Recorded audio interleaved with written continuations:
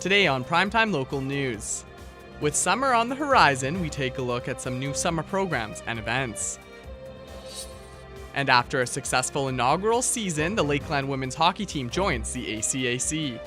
They're excited to be playing post-secondary hockey come this fall. Plus, new funding from Alberta means 400 more students at local post-secondaries.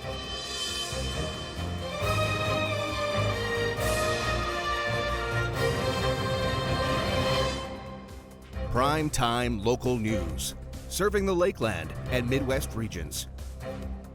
With the sizzling hot summer nearing, the city is debuting some new programs and events that residents can register to attend.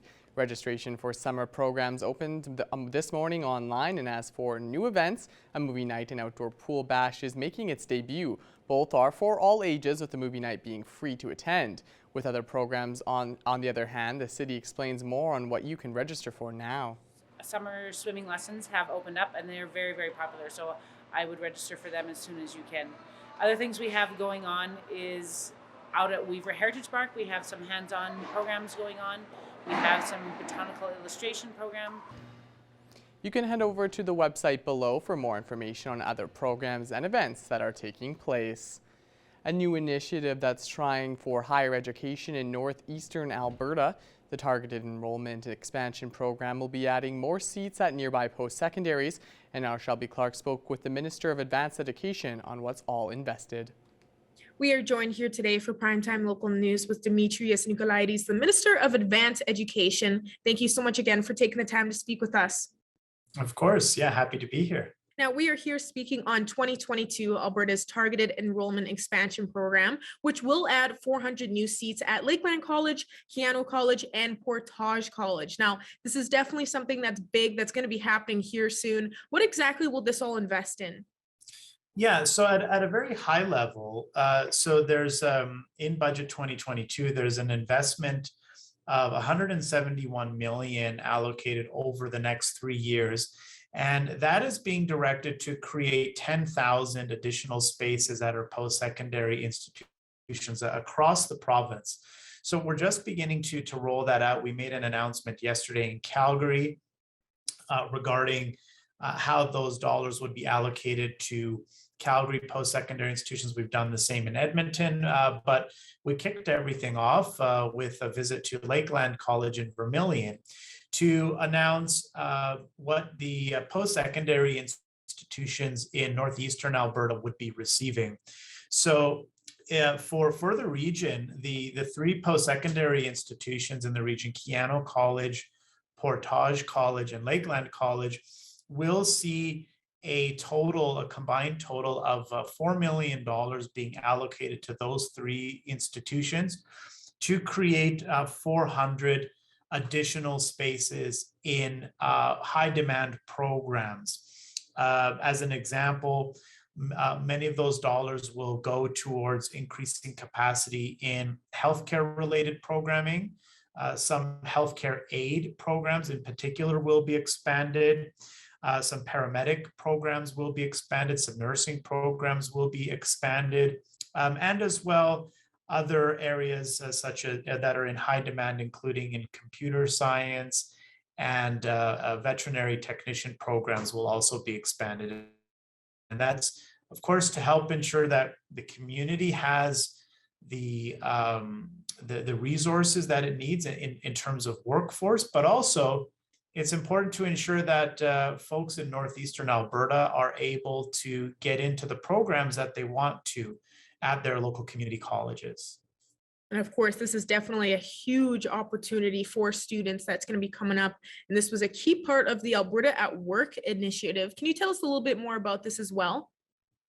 Yeah, it's as you mentioned, it's a critical part of a bigger initiative, which of course is called the Alberta at Work initiative. That initiative is a partnership between the Ministry of Advanced Education, the Ministry of Labor and Immigration, and the Ministry of Community and Social Services. And the three of us as ministries have come together and put our heads together to collectively come up with different strategies to help ensure that Albertans are able to take advantage of a growing economy.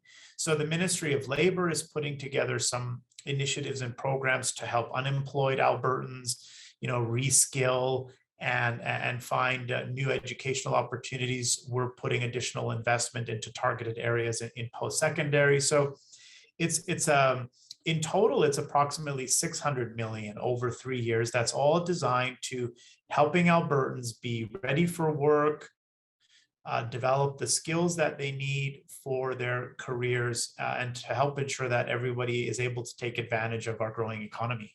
Mhm. And what started this initiative originally? How exactly did this process begin for the idea, I guess, to expand programs across the province? The investment, as you said, extends over the 3 years, but we are beginning that as right now as we speak. The first portion of those dollars is kind of going out the doors as we speak. And that's aimed in a lot of the programs that we're announcing. We are expecting to see more capacity in those programs as early as this September. So we're trying to move very quickly here. But to your question about, how did this really get going and what was the rationale behind this? I think there were two main reasons.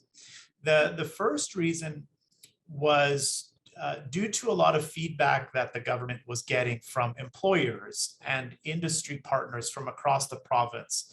It seemed like everywhere we turned, whether in aviation, film and television, tech, oil and gas, agriculture, forestry, that employers were consistently telling us one thing, which was that they're having trouble filling vacancies and they're having trouble hiring the staff that they need. So that got us thinking, okay, well, what can we do to help address that? And also on the post-secondary side, we know over the next few years, there's a large bubble of students moving through the K-12 system. And that'll start to hitting our post-secondary system in the next few years. So we have to start taking steps now to create more spaces in our high demand programs. So when those students are graduating from high school and grade 12 in the next couple of years, there's enough opportunity for them to go to school at our colleges and universities here, because I think we can all agree, we want them to stay here. We want to keep the best and brightest in Alberta. We have to make sure there's enough space for them. I think this is an amazing initiative for students. I think it really will help keep the best and the brightest here in the province. So it's definitely a great idea. And is there anything else you'd like to add on for the project that I may have missed out on? I think the last thing that I would say is it's a very exciting initiative. From what I understand of what officials in the Ministry of Advanced Education have told me, that this is the largest targeted enrollment expansion in Alberta history. We're again aiming to create almost 10,000 spaces for students across the province. We want to make sure that they're able to go to their local college in a high demand program without a long wait list and without having to leave their community or leave our province entirely. Well, once again, Demetrius, thank you so much for taking the time to speak with us. Absolutely. And I'm looking forward to making sure we keep those students right here at home. And thanks so much for your time today. Well, it was a gloomy day in and around the border city today, but with more on our today's weather, here's Shelby Clark.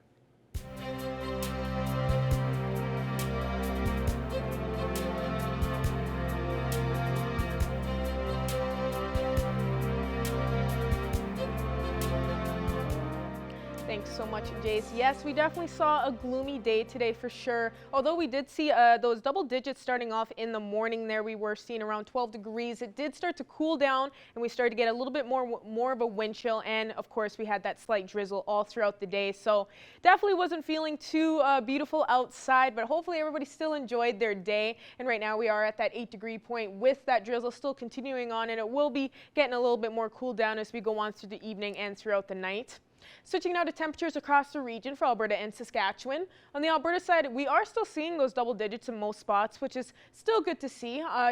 Most spots are seeing around 11 degrees at the moment, 15 in both Edmonton and Vegreville, so they are seeing the warmest over on the Alberta side, 12 over in St. Paul, while Lac La Biche is just at 14 degrees, and the rest are at those single-digit points, with Marwayne and Bonnyville at 9, and Cold Lake actually now is just hitting 10. Switching now to our Saskatchewan side, they are seeing definitely some warmer temperatures compared to the Alberta side. Most spots are seeing those double digits. Pearceland there is just at that single with 9 degrees. It is 11 and 15 in most spots on this side over here. 13 in Green Lake as well as down in Macklin, while St. Walburg is at that 11-degree mark. Maidstone is at 10 and North Battleford is right in the middle there at 12 degrees. And for North Battleford overnight, they will be going down to a low of 6. So we are still seeing those plus temperatures for our evening lows, but we still will be seeing this miserable kind of weather continue on. So those conditions will continue through our evening. Then tomorrow they will warm up to 15 and seeing a little mixture of some sun and clouds throughout the day. Cold Lake will be going down to a 2 mark from where they are for their evening low, so they will be cooling down quite a bit. And then tomorrow they will be seeing 16, so warming up temperature-wise, but they will be seeing a high chance of some showers starting off in the morning there. And for us in the border city, we will be cooling down to that 3 mark. So we will be cooling down quite a bit, still at those plus temperatures, so not too bad. We will be seeing 15 tomorrow, but unfortunately seeing those that precipitation start up again in the morning. But hopefully we will be seeing a little bit more sun peeking behind those clouds. And now showing off one of your photo submissions. Thank you to everyone that submitted weather photos to our Facebook page. You can continue to do so throughout the week, and I will show them on my weather segments. And this one's from Carol. Classic Carol is a big fan here and always showing off some of these beautiful photos, and I love this one. It's kind of got a mysterious dark look to it with those beautiful lights in the back. So thank you, Carol, once again for this submission. And that's all I got for now. A lot more news coming up after the break.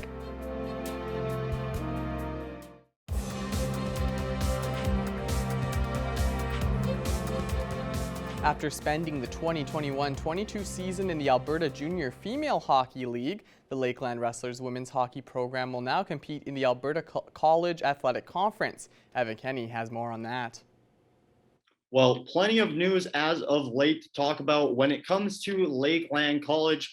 Joining me today to discuss a little bit from the sports perspective is Athletic Director Al Rogan. Al, thanks for taking this time. Always a pleasure. Now, some big news coming from Rustlers Athletics. The women's hockey team will be joining the ACAC for this upcoming season. Now, Al, obviously very exciting time for yourself. What was your initial reaction, but then also the reaction from coaches and players? Yeah, so the initial reaction was like we kind of knew this was coming. It was sort of the world's worst kept secret, but we had a really good on-site interview with the committee back in February, and so we heard all good things from the interview panel when they came on site. So we were fairly confident that we were going to get accepted, but we had to wait to the AGM for the whole council approval. So really excited. It's sort of like holding your breath, waiting for the official word is what kind of it was, but excited. I know our student athletes, I haven't had a chance to talk to many of them. They've all sort of headed home for the summer, but I'm pretty sure they're excited to be playing post-secondary hockey come this fall. So it's going to be, it's big for the college. It's big for the community. It's just a lot of hard work gone into by a lot of great people in our community that's paying off, which is just fantastic. And like you just touched on, it's been a long process. The college and yourself had to meet certain criteria put out by the ACAC. Do you mind just going through and touching on, what some of that criteria was? So, basically we had to have a facility and access to a good facility. And, with our relationship with the city of Lloydminster, we've been able to work it out so that we have access to the Russ Robertson Arena, which has just been fantastic this past year. Things like we have to make sure we've got academic supports in place for our student athletes, which we do for all of our other student athlete programs. Once again, they're looking to see if the program's sustainable, not just for a couple of years, but over the long term. So we were able to prove that as well. Quality coaches, ability to recruit student athletes to Lakeland. We definitely showed that in spades. And just community support, which, if it came to any of our games this past year, especially in the playoffs, boy, we were rocking the Russ is what the term was. So it was just such a great atmosphere and everything that we needed to show we did. So when they came back with here's some things we needed to sort of adjust for the upcoming year, there really wasn't much. So it's, we're pretty happy. We just need to make sure that we're able to sustain the momentum we have moving forward. So. And you bring up community, Al, it was about a year ago that there was discussions about, getting this team going. You knew that there was going to be community support, but could you ever have expected quite the support that the team got last season? Wow, that's a great question. We always know that Lloydminster supports everything that, especially for youth in our community. And Lloyd's always been there for us at Lakeland. When we added hockey, we were pretty confident that we'd get support from the community. Once again, you think a year ago, things were tough. We're still in COVID. The economy wasn't the greatest. But boy, the community once again just shows that if there's a great initiative that people put forward, they're going to support it. And, once again, the community around Lloydminster came out in spades again and just showed that, they're behind this initiative. They want to supply an opportunity for some great young ladies to play some great hockey. It just amazes me how much support we have in our communities that Lakeland is, a part of. And it's just, once again, it just showed the huge support there is for especially the sport of hockey, but also athletics in general in Lloydminster. Well, Al, if this next year is half as successful as last year was, then it will be a phenomenal season. Thank you very much for taking this time and joining me. Yeah, no, it's going to be great. We're really excited about this upcoming fall and, to add women's hockey to our offerings of athletic programs at Lakeland.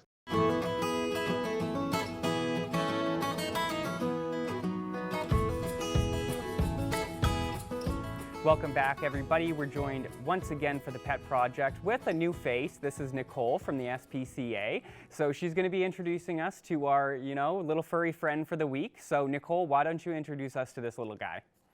So this is Lion. He doesn't really want to sit still at the moment. Lion is a 3-year-old male cat. He came in with quite a bit of lacerations from fighting and all that, but we've got him good. And now he's just ready to find his forever home. Yeah, he looks like a curious little cat there wandering around, checking things out. Is he usually pretty good with the other animals, or is he kind of a shyer cat? What's his personality like? He is a little bit of a shyer cat, but he is good so far with other cats. We actually have him in a condo with 4 other lady cats. He really likes the girls. He's a little bit hesitant on the boys, but I think with time he would be good. Good with kids, and I think not bad with dogs because he was in foster for a while and she had a dog. So, well, there you go. So if anybody out there thinks that Lion might be a good fit for their household, certainly get in touch with the SPCA. Stop in, say hi.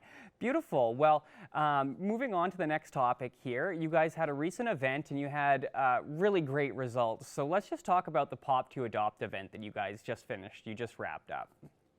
So we had a pop to adopt where you could come in and pop a balloon, and you got a discount anywhere from 15 to 75% off. And we ended up finding 31 animals their forever home during our 2-week event. So that was amazing. Well, that's absolutely wonderful to hear. And just to parlay that into our next topic, you guys have another event coming up here, another adoption event coming up at Pet Planet. So once again, I'll just kind of let you tell the people, what they can look forward to, what details you have at the moment. And yeah, so go ahead. We actually had that story I didn't specify. We had that event last weekend, and it went really good. We had a dog there. Her name was Ruby. It was for Pet Planet's customer appreciation. We ended up getting numerous applications for her, and she found her forever home. But we do have an event coming up next weekend, and that's actually the night market event, or day market, event. Legacy is putting it on, and it's going to be downtown, and we'll definitely be set up there with some adoptable animals. My apologies, got those switched up, but that does sound like a very exciting event. So go ahead and mark that down on your calendars for next weekend. That's the night market. Like I said, you'll definitely want to be there, see some of those cute animals. Perfect. Well, we were chatting a little bit off camera, but you guys are still in need of some puppy food and miscellaneous things like that because you guys had such an influx of puppies recently. You had mothers in your care and things like that. So once again, I'll just let you kind of, let the people know what exactly it is that you're looking for right now. Okay, so we have 20 little puppies. They are about 6 weeks old. So in about another month, they will be ready for adoption. But we are going through puppy food like crazy. Also the puppy gastro food because their tummies are a little upset, going from the milk to kibble. So any gastro food we could definitely use, or just any puppy food in general because we've got hungry puppies. There you go. So if anybody's out there and you're in the market, that would be a great thing that you can do. Obviously, the SPCA also takes monetary donations. So if you feel like just dropping off a check or what have you, that is certainly appreciated, and they can buy lots of puppy food with that.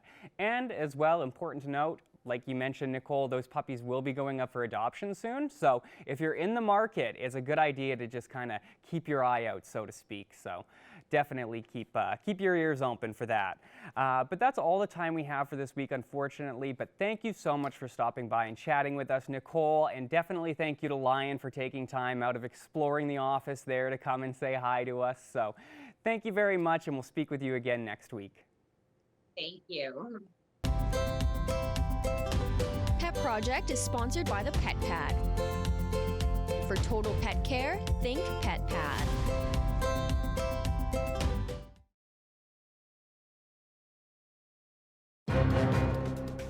Furniture set and design supplied by Furniture Gallery and Furniture House, downtown Lloydminster.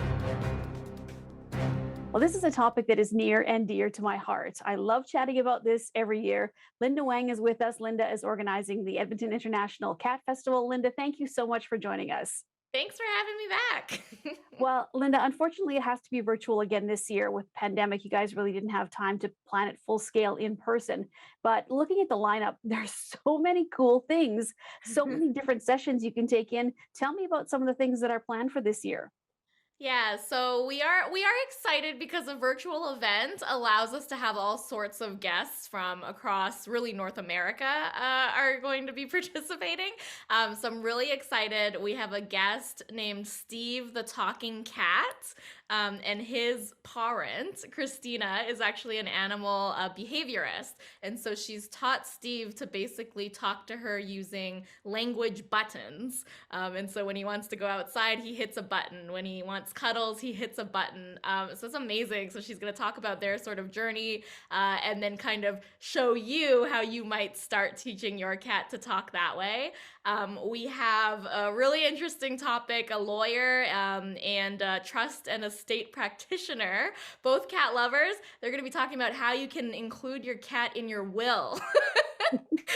Trust fund kitties. Apparently people do this, and you can too. And we're bringing Great Grams of Gary, a popular, well-known Alberta adventure cat. He's going to be doing a virtual paddle, but he's going to take us with him to the mountains and doing a Q&A there. Oh my gosh, cat groomers, cat painting, cooking homemade cat food, cat crafts, cat Jeopardy. Really, if you can think of it and it's cat related, it's probably happening at our virtual event. Well, now, Linda, this is an event that it goes over 2 days, and there's opportunities to pop in and out of sessions. How do people, I guess, find the best way to find all of the information? And when they pay their entrance fee, does that give them access to absolutely everything? Yeah, so we think we're giving people a lot for a low cost. So $20 is the virtual ticket. It's basically $20 per computer or phone.